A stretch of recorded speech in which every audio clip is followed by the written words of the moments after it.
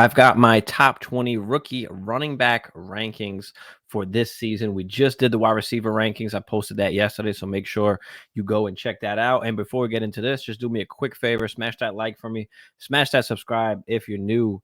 But let's get right to it. So in tier one, we've got pretty much the consensus 1 and 2. Some may have them flip-flopped. That's up to you. But Jonathan Brooks and Trey Benson, two guys that can possibly be some kind of RB1 workhorse role guys, depending on their situation, right? Where are these guys going to land? Jonathan Brooks, coming off the injury, still decided to come out and enter the NFL draft, which kind of tells me that he's being advised that he's going to be drafted particularly early in the draft, or at least guaranteed in round 2 or 3 of the NFL draft. So I really like Jonathan Brooks. He's a guy that can do it all, be that 3-down workhorse. So I've got him as my number 1, and then I've got Trey Benson there as my number 2. And again, if you want to put Benson at 1, that is fine. His inability to crack 1,000 yards, is that a problem? Is that going to be a problem as far as like how the NFL is going to look at him at the next level? Is he going to be some kind of workhorse or a 3-down guy, or is he going to be in some kind of committee backfield? But the draft will tell us with the draft capital and their situation. In tier 2, we have Jalen Wright, Braylon Allen, and Marshawn Lloyd. I've got Jalen Wright leading off the tier with his measurables, his speed. I think that he can really find himself a role in an offense. I think teams are going to like his skill set and what they can do with Jalen Wright. Braylon Allen, a young 20-year-old running back, has produced in college. Big guy. People compare him to Derrick Henry, but is he going to be able to get like 20-plus totes on an NFL roster where we see now more and more teams are going to these committee backfields? Is he going to be a guy that a team gives a chance to be a 3-down workhorse? And then Marshawn Lloyd to finish up tier 2. I feel like these 5 guys are pretty much like the consensus-ish top 5, give or take. Some might have Blake Corum in here, but we'll get into him in a second. But yeah, all of these guys, possibility of some type of RB1 role. And guys, we can't look too far down the line, especially with these rookies that are coming in. We're looking at the next 1 to 2 years, maybe. There is no Saquon Barkley. There's no Breece Hall in this draft. And the way the NFL is going now with these committee backfields, a lot of these guys you're going to see in some type of committee or going to be buried on the depth chart and going to get an opportunity when an injury arises, when a situation occurs that puts them on the field.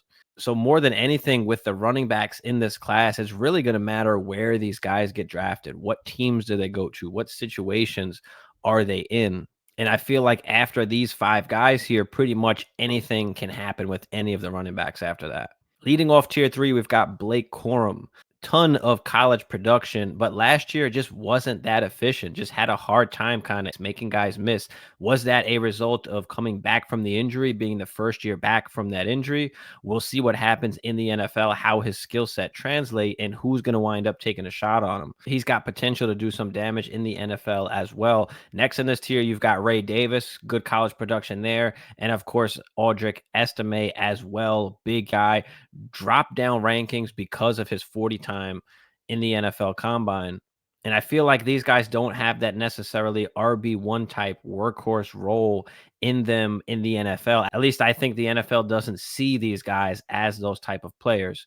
More of these RB2 committee type guys. Next, we've got these pass catchers here in tier 4, lead it off with Bucky Irving. Not a great 40 time, kind of disappointed in the combine a little bit, but a ton of college production. Is an NFL team going to look at him as a part of their backfield? Isaac Guerrero, I've got coming up right after that. Absolutely killed the combine with his metrics. So NFL teams are going to like that and what they can do with him. And then we've got Will Shipley and Dylan Lobb, 2 pretty elite pass catchers.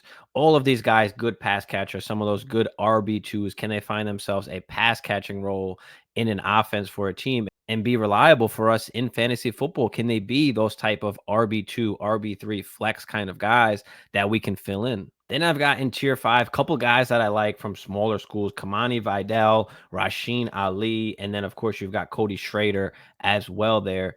But Kamani Vidal, Rasheen Ali, guys that have been very successful rushing the football with their college production. Rasheen Ali really fell down draft boards because he got injured in the Senior Bowl practice. So he didn't get to play in the Senior Bowl. He didn't get to play in the combine, and he didn't get to do his pro day because of an injury. So a lot of people are forgetting about Rasheen Ali. And then we finish it off going into tier 6 with Isaiah Davis, Gore Jr., Dylan Johnson, Blake Watson, and Tyrone Tracy. Just guys I have in that last tier there.